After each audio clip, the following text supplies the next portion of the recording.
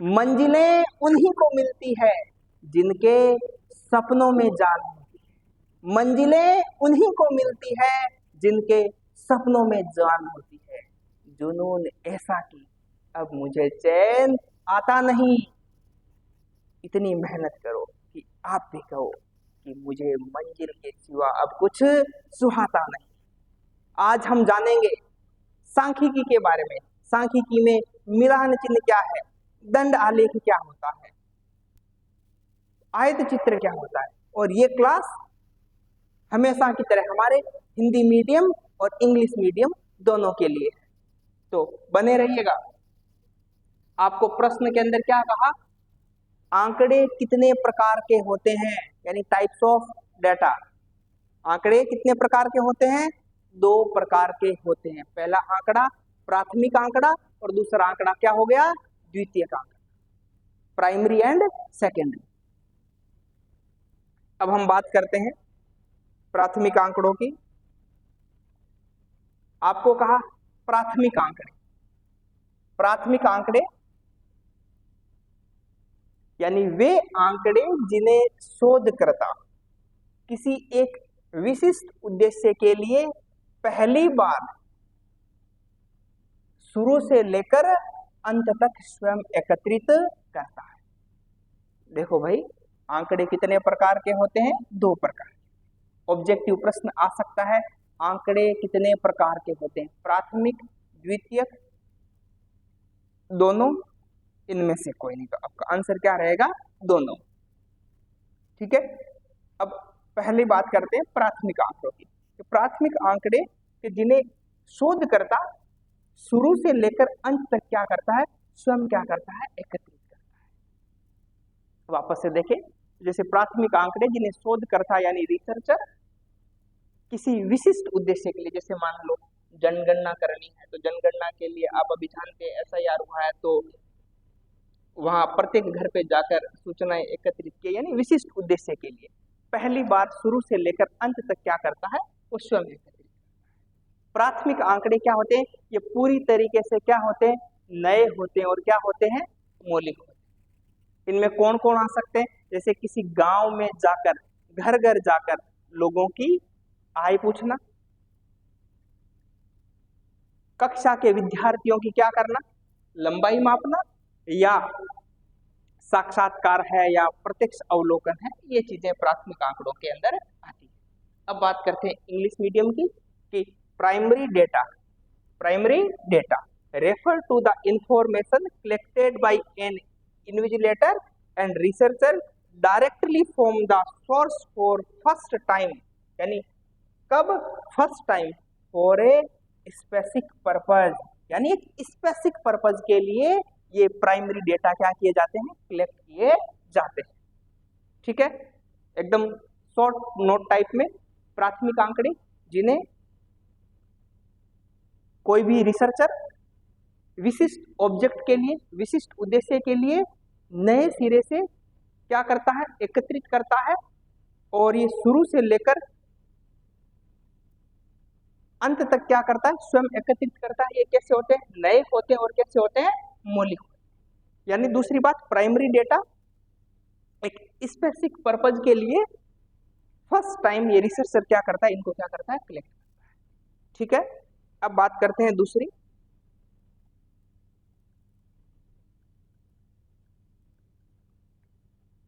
दूसरे आंकड़े कौन से आ गए, गौण आंकड़े या द्वितीयक आंकड़े।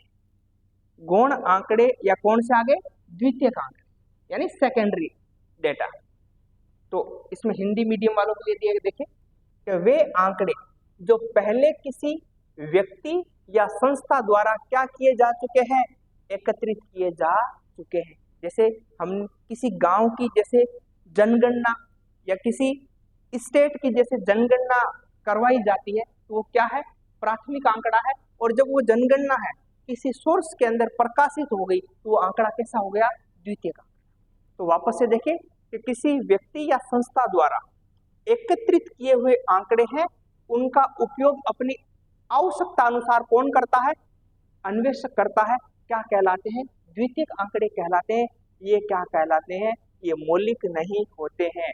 इनको हम प्रकाशित से या अप्रकाशित स्रोत से क्या कर सकते हैं? प्राप्त कर सकते हैं। इनमें कौन कौन आ सकते हैं? जनगणना की रिपोर्ट का डेटा लेना, अखबार या इंटरनेट या सरकारी वेबसाइट से क्या करना? जानकारी जुटाना। पत्र पत्रिका है, ये कैसे आंकड़े कहलाते हैं? Secondary data. जैसे सेकेंडरी डेटा क्या होता है?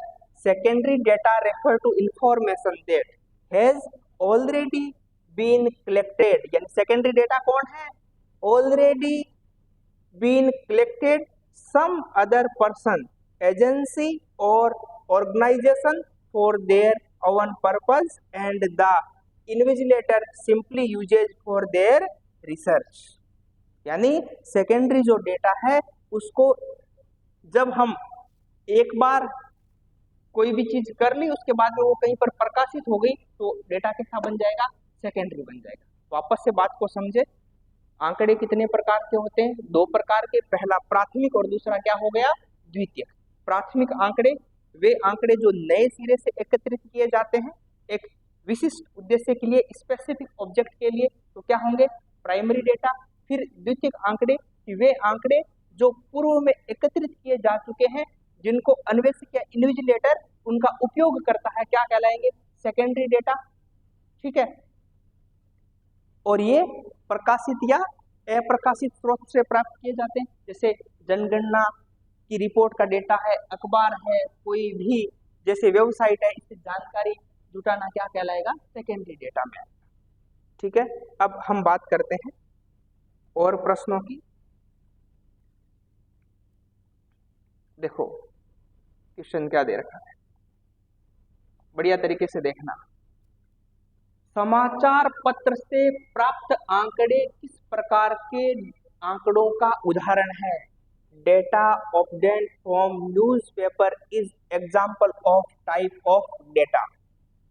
यानी जो न्यूज़पेपर है वो कौन से टाइप के डेटा का एग्जांपल है? प्राइमरी है या सेकेंडरी? अभी हमने बात की जो नए सिरे से डेटा कलेक्ट किए जाते हैं वो प्राइमरी में आते हैं। जो डेटा कलेक्ट हो चुके हैं, ठीक है, या उनका प्रकाशन हो चुका है, वो किस में आएंगे? सेकेंडरी में आएंगे। तो देखो हमें क्या कहा? समाचार पत्र से प्राप्त आंकड़े किस प्रकार के आंकड़ों के उदाहरण है? या data obtained from newspaper is example of which type of data. तो क्या होंगे? न्यूज़पेपर गौण, यानी क्या होंगे? सेकेंडरी। क्या होंगे? सेकेंडरी। नेक्स्ट क्वेश्चन की बात करते हैं।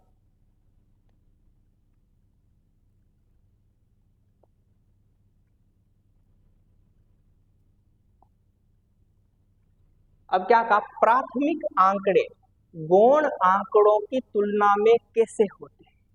अब एक बात आप देखिए, प्राथमिक आंकड़ों में जो इन्विजिलेटर है, अन्वेषक है, घर जा जाकर डेटा क्या करता है? कलेक्ट करता है। ठीक है। और द्वितीयक आंकड़ों में क्या होता है कि जो इन्विजिलेटर है या इन्विजिलेटर तो बात कहे तो हम किसी दूसरे सोर्स से उस डेटा को क्या करते हैं? उठाते हैं। ठीक है। तो जब हम खुद जाएंगे, पूछताछ करेंगे, तो वो चीज क्या होगी? ज्यादा क्या होगी? विश्वसनीय होगी।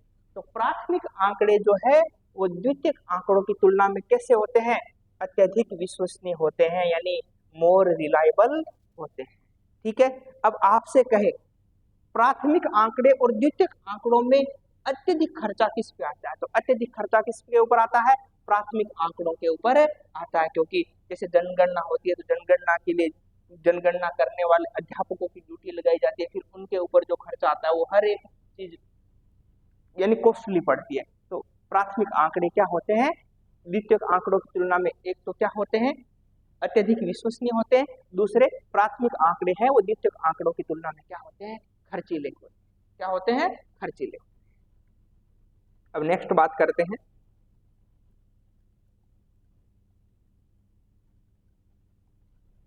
कि वे आंकड़े जिन्हें अन्वेषक स्वयं अपने उद्देश्य के लिए पहली बार एकत्रित करता है कहलाता है data collected by the invigilator for the first time for their own purpose is called. गौण आंकड़े यानी सेकेंडरी, प्राथमिक आंकड़े यानी प्राइमरी डेटा, ए और बी दोनों, ए एंड बी। अब आपको क्या कहा? देखो पहली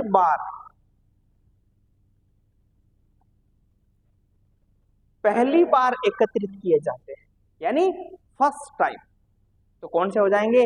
प्राइमरी यानी प्राथमिक आंकड़े। नेक्स्ट बात करते हैं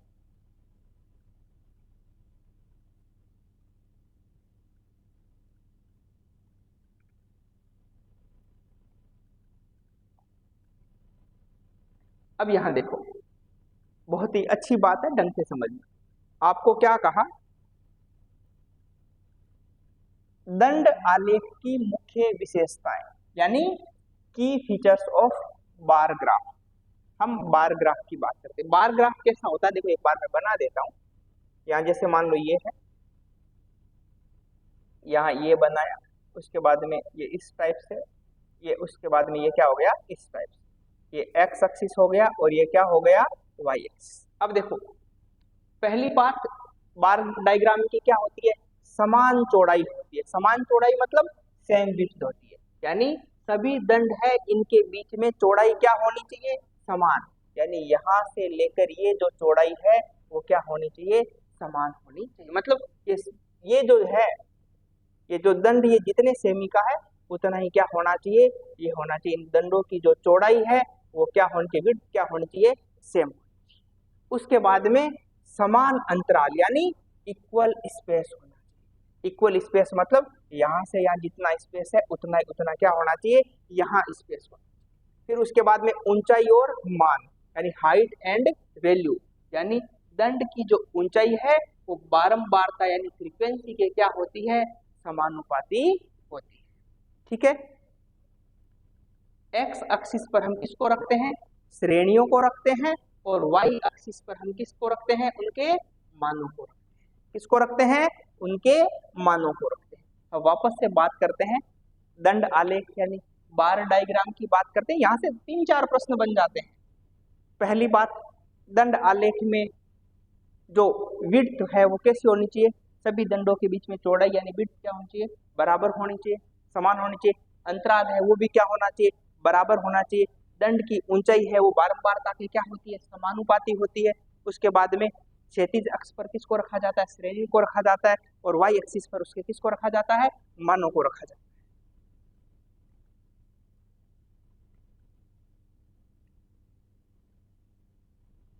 अब वापस से प्रश्न की बात करते हैं, आप आराम से बात देखना। दंड आलेख में दंड की चौड़ाई ऊंचाई किसके समानुपाती होती है? वापस से देखो, दंड आलेख में दंड की ऊंचाई किसके समानुपाती होती है?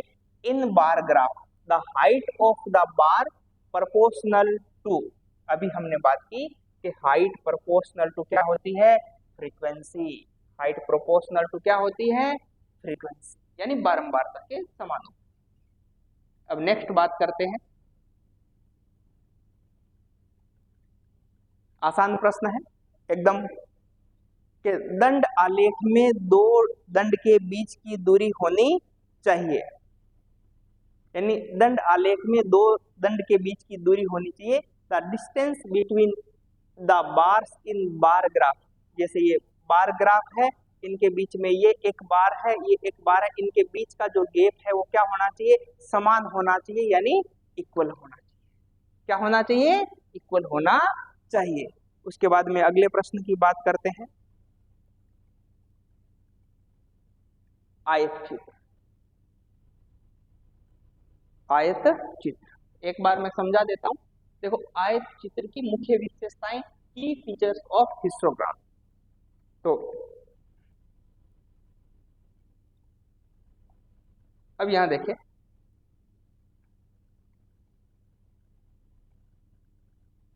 सतत आंकड़े यानी कंटिन्यूअस डेटा होता है। कंटिन्यूअस डेटा का मीन्स ये हुआ कि जैसे ये एक मान लो एक्स एक्सिस है, ये वाई एक्सिस है, ये यहाँ से स्टार्ट है, जैसे मान लो 0 से ये 10 है, फिर ये 10 से क्या होता है? 20 होता है, और फिर ये 20 से क्या होता है? 30। यानी सतत आंकड़ों के लिए यानी कंटिन्यूअस डेटा के लिए हम किसका उपयोग करते हैं? आयत चित्र का उपयोग करते हैं, यानी जिसके अंदर अंतराल 0 से 10, 10 से 20, 20 से 30 इस प्रकार का अंतराल हो तो किसका उपयोग किया जाएगा? आयत चित्र का उपयोग किया जाएगा।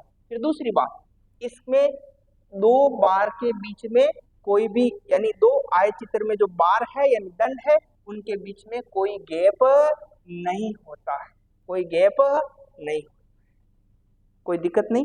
फिर उसके बाद हम बात करते हैं तीसरी कि इसका जो क्षेत्रफल का महत्व यानी इंपोर्टेंस ऑफ एरिया, आयत चित्र में आयत का जो क्षेत्रफल है वो बारंबारता के क्या होता है? समानुपाती होता है। एक्स एक्सिस पर हम अंतराल को रखते हैं और वाई अक्ष पर इसके किसको रखते हैं? बारंबारता को रखते हैं। अगले प्रश्न की बात करते हैं। इनमें से देख लेना, आप जब भी लिखते हैं तो कॉपी किताब लेकर बैठे और नोट्स टाइप नोट्स बनाए आप। अब यहां देखें,